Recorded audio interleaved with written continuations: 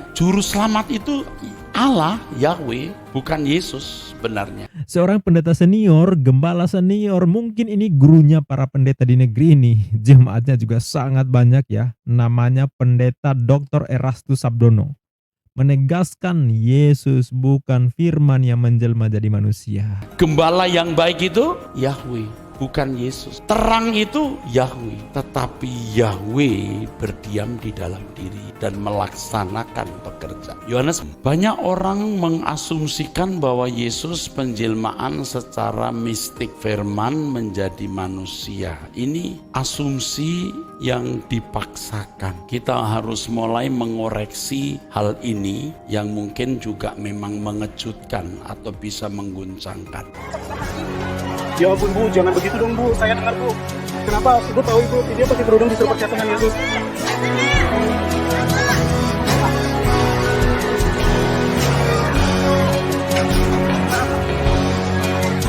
Apa yang dilakukan oleh apologet muslim adalah reaksi, bukan aksi. Karena yang memulai adalah mereka. Selama mereka usil terhadap agama kita, maka selama itu pula kita pejuang dakwah khususnya di dunia maya yang terus berada di garda terdepan melawan anasir-anasir penyesapan dan pemurtadan yang gentayangan sekitar kita. Ini moto fakta Islam kita. Assalamualaikum warahmatullahi wabarakatuh. Bismillahirrahmanirrahim. Alhamdulillahirrabbilalamin. Sahabat, kalau ada misionaris, penginjil mendekati kita, jualannya pasti sama. Ngajak kita murtad dengan iming-iming, cukup percaya Yesus Tuhan, menerima Yesus sebagai juru selamat, percaya dia mati menebus dosa kita, dia terang dunia, dia Allah menjelma dalam rupa manusia, dia firman atau logos yang jadi manusia, maka dijamin masuk surga. Kan begitu ya? Tapi percayalah bahwa itu hanya dogma, hanya doktrin. Buktinya lebih 2000 tahun berlalu. Sampai detik ini, tetangga sebelah belum pernah sepakat dalam menjelaskan pokok teologi mereka seperti apa. Beda denom, beda pula pengajarannya. Mereka sibuk ngajak kita murtad, tapi mereka sendiri tak pernah sepakat menghitung berapa jumlah pribadi dalam ketuhanan. Bagaimana memposisikan Yesus dalam keimanan mereka? Mereka masih bingung. Video ini jadi pelajaran untuk kita agar tidak gampang percaya iming-iming keselamatan menuhankan anak manusia, sekaligus mungkin akan mengguncangkan pemahaman saudara kita dari tetangga sebelah. Seorang pendeta senior, gembala senior, mungkin ini gurunya para pendeta di negeri ini. Jemaatnya juga sangat banyak ya. Namanya Pendeta Dr. Erastus Sabdono. Menegaskan Yesus bukan firman yang menjelma jadi manusia. Gembala yang baik itu Allah, bukan Yesus. Juru selamat itu Allah, Yahweh, bukan Yesus. Terang itu Allah, bukan Yesus. Yesus bukan Allah yang inkarnasi dalam rupa manusia. Yesus manusia 100% yang mengerjakan kehendak Allah. Yang juru selamat, yang terang, itu adalah Allah, Yahweh, bukan Yesus. Nah ini yang ngomong pendeta senior bro, bukan muslim. Jadi kalau mau protes silakan protes ke beliau. Jangan di sini. Saya hanya memberitakan, hanya mengutip. Saya hanya memberitahu saudara seiman saya biar nggak gampang percaya janji-janji keselamatan yang kemudian mereka sendiri yang menawarkan, bingung seperti apa aslinya. Makanya saya reaction di sini untuk jadi pelajaran. Langsung saja dengan kecepatan 1500 km per jam, ini dia pengajaran pendeta Dr. Erastus Sabdono. Kami kutip dari kanal resmi beliau, Trad ID. Yang pertama harus saya tegaskan bahwa di Alkitab itu tidak ada penjelmaan. Penjelmaan itu artinya berubah dari suatu keadaan atau suatu identitas, lahir kembali atau muncul menjadi manusia atau suatu pribadi atau suatu bentuk lain dari aslinya. Nah, kesalahan banyak orang Kristen itu, saudara, ketika mereka berkeyakinan bahwa Yesus itu penjelmaan, firman menjelma menjadi manusia. Firman itu bukan pribadi, saudara, itu sabdanya Tuhan. Tidak mungkin menjelma menjadi manusia. Firman itu bukan pribadi saudara, itu sabdanya Tuhan. Tidak mungkin menjelma menjadi manusia. Oten kan suka berdalih bahwa apa sih yang tidak mungkin bagi Tuhan? Dia maha kuasa. Dia maha kuasa artinya bisa jadi apa saja termasuk jadi manusia. Lah kalau nggak bisa jadi manusia berarti Tuhan tidak maha kuasa. Lah itu kan alibi oneng namanya. Nyatanya Pak Pendeta Erastus sama seperti saya berpikir ya, walaupun kita beda keyakinan ya. Nggak jadi manusia bukan berarti tidak maha kuasa bro. Tuhan tak perlu jadi manusia hanya untuk membuktikan kekuasaan dan dirinya Tuhan. Kan gara-gara jadi manusia, Tuhan dianiaya, mati, menderita. Kan gitu ya? Apa nggak malah melecehkan Tuhan tuh? Masa Tuhan jadi mayat? Mikir. Jadi kalau di dalam Injil Yohanes nanti kita akan pelajari pada mulanya firman atau pada mulanya logos. Logos itu sebenarnya menunjuk kepada Bapa di surga. Tunggu waktunya saya akan jelaskan ya, sekarang belum. Banyak orang mengasumsikan bahwa Yesus penjelmaan secara mistik, firman menjadi manusia. Ini asumsi yang dipaksakan. Kita harus mulai mengoreksi hal ini yang mungkin juga memang mengejutkan atau bisa mengguncangkan. Jadi kalau bicara soal penjelmaan itu dunia kafir begitu. Kalau dalam bahasa Inggrisnya pagan, dunia kafir. Kalau di pewayangan itu ada yang namanya titisan. Pernah dengar kata titisan? Kalau orang percaya ada inkarnasi mah. Ini percaya ada titisan. Jadi ada orang pernah hidup, mati, lalu masuk ke dalam diri seseorang, masuk dalam diri bayi. Begitu, inkarnasi. Makanya di masyarakat kita tahu ada orang-orang yang dipuja karena dianggap, diyakini itu inkarnasi. Nah, penjelmaan seperti ini di Alkitab tidak pernah ada, di Perjanjian Lama tidak pernah ada, di tradisi Yahudi tidak pernah ada.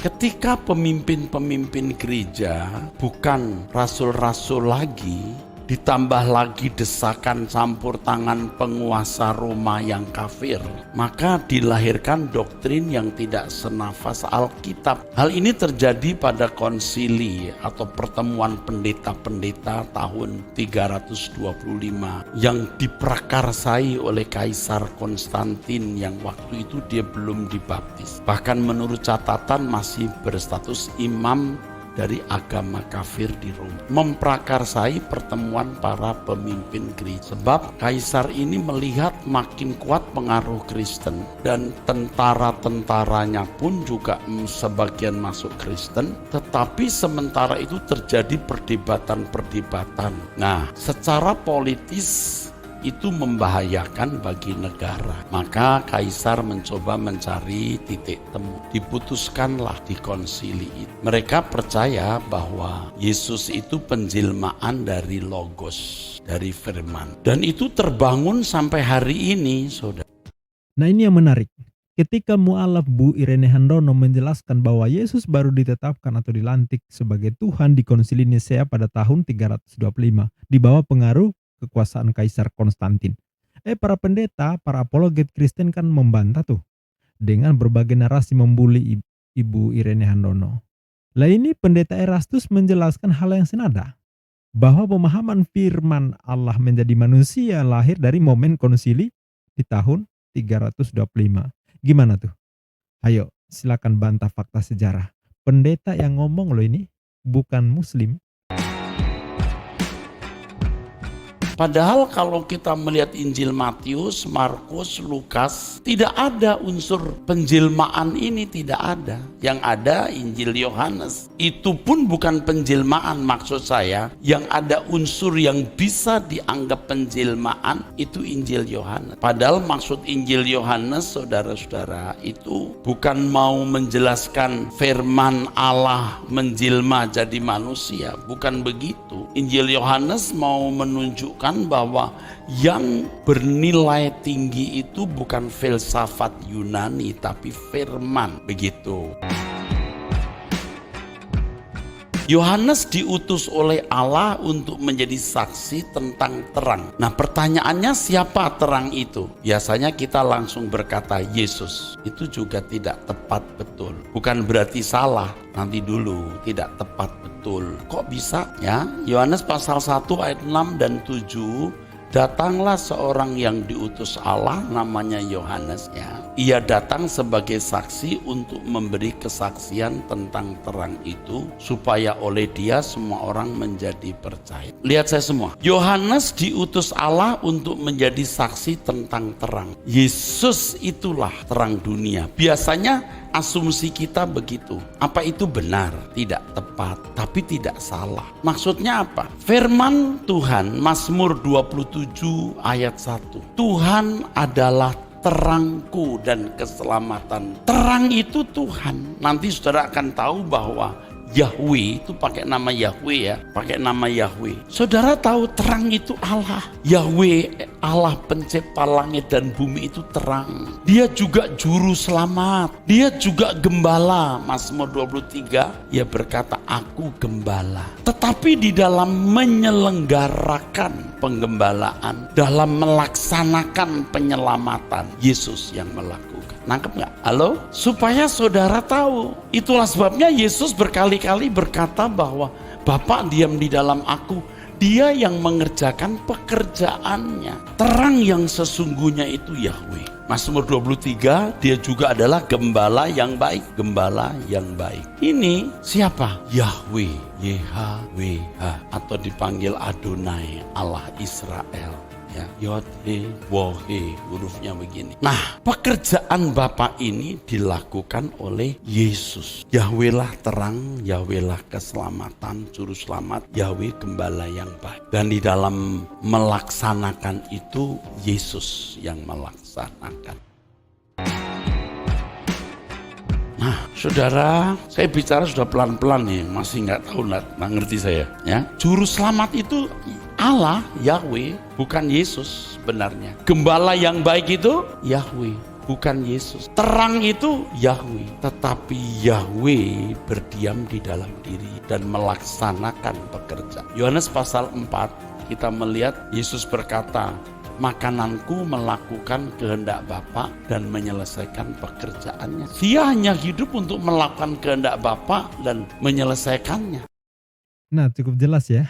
Bahwa kalau saya bilang lebih 2000 tahun sampai detik ini mereka nggak pernah sepakat menjelaskan konsep ketuhanannya. Jumlah pribadi dalam ketuhanan. Posisi Yesus dalam konsep ketuhanannya. Ya ini buktinya. Pendeta Erastus Sabdono ini mempresentasikan yang mungkin mengguncangkan iman jemaat yang selama ini tak pernah mendapat penjelasan pencerahan soal ini. Pendeta lain juga ngamuk-ngamuk ya. Salah satunya Pak Pendeta Mel Atok ya, saya dengar sendiri bagaimana reaksinya. Beda denom, beda pula penjelasannya. Kalau ada 10 yang ditanya itu bisa 11 jawaban loh ya, beraneka ragam. Begitulah mereka saudaraku. Yesus itu sama dengan orang PKI. Dia tidak punya Tuhan. Karena Tuhan yang benar itu dia sudah tinggalkan semuanya. Satu aja, tunjukin Bisa. ayatnya sama saya. Yesus mau berkata, akulah nabi, tunjukin. Baik, waktu habis.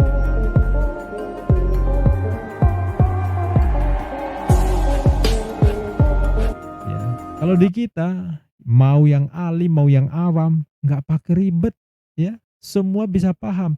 Esa ya Esa. Esa nggak bisa diuraikan dalam pribadi-pribadi yang berbeda sesuai perannya masing-masing. Sifatnya bisa banyak, gelarnya bisa segudang, tapi wujud atau adanya ya Esa, Ahad. Ya.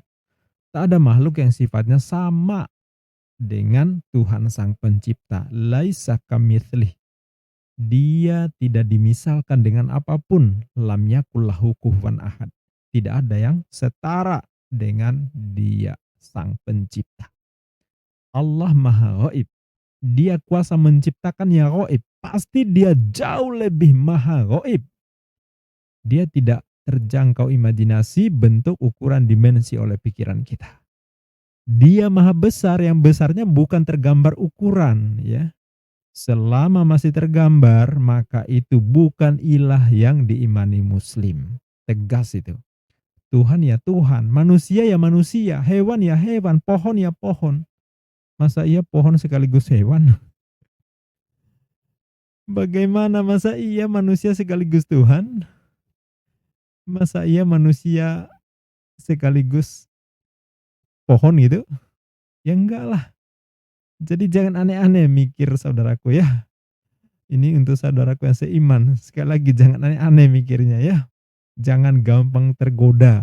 Akal sehat itu diberikan oleh Tuhan untuk dipakai. Jangan dipakai untuk murtad. Gegara orang menawarkan dagangan jualan Tuhan, jualan keselamatan. Cukup terima ini sebagai Tuhan, engkau masuk surga. Pret, ya. Ternyata mereka juga bingung sebenarnya menjelaskan ya. Tapi mereka begitu percaya diri menawarkan, sementara mereka sendiri bingung bagaimana menjelaskannya ya. Saya dulu ya untuk menjatuhkan orang Kristen gampang sekali ya. Contoh lah ini, contoh. Saya jatuhkan dia ya, imannya ya. Ya, Tuhan bisa mati nggak? Tuhan bisa mati? Kalau Tuhan bisa mati ya udahlah, kiamat lah dunia ini ya. Berhentilah kita bernapas kan begitu. Tuhan bisa mati nggak? Nah, Yesus Tuhan bukan? Yesus Tuhan atau bukan? Oh bukan, oh dari mana aja. Jadi kalau Yesus bukan Tuhan, terus kamu menyembah siapa? Tuhan. Jadi Yesus bukan Tuhan. Terus yang Tuhan itu siapa? Yesus siapa? Nah ini lebih apa lagi nih? Silakan duduk dulu ya.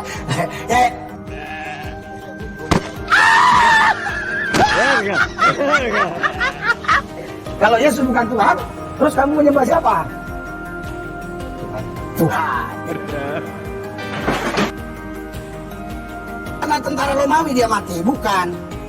Mati 27:50. 3:21. Yesus berseru pula dan suara nyaring, lalu menyerahkan nyawanya. Jadi Yesus mati karena ditombak tentara Romawi atau karena menyerahkan nyawanya? Menyerahkan nyawanya. Bukan karena ditombak tentara Romawi. Kalau dia ditombak tentara Romawi dia bisa mati. Dia bukan Allah yang hebat, dahsyat dan luar biasa. Walaupun itu tubuh manusia, tapi itu tubuh manusia yang kudus. Dia mati bukan karena tombak tentara Romawi. Dia mati karena menyerahkan nyawanya. Seandainya dia nggak mau menyerahkan nyawanya, dia nggak mati-mati. Nggak mati-mati. Nggak mati-mati. Dia kan suara nyaring, serahkan nyawaku. Diserahkan kepada siapa, Pak? Itu saja sahabat, semoga tercerahkan. Sampai jumpa di video berikutnya. Jangan lupa subscribe bagi yang belum subscribe. Jadilah bagian dari dakwah perlawanan kita terhadap anasir-anasir penyesatan dan pemurtadan yang gentayangan di sekitar kita. Billahi taufik wal hidayah. Wassalamualaikum warahmatullahi wabarakatuh. Selama mereka usil terhadap agama kita, maka selama itu pula kita pejuang dakwah khususnya di dunia maya yang terus berada di garda terdepan melawan anasir-anasir penyesatan dan pemurtadan yang gentayangan di sekitar kita. Ini moto Fakta Islam kita.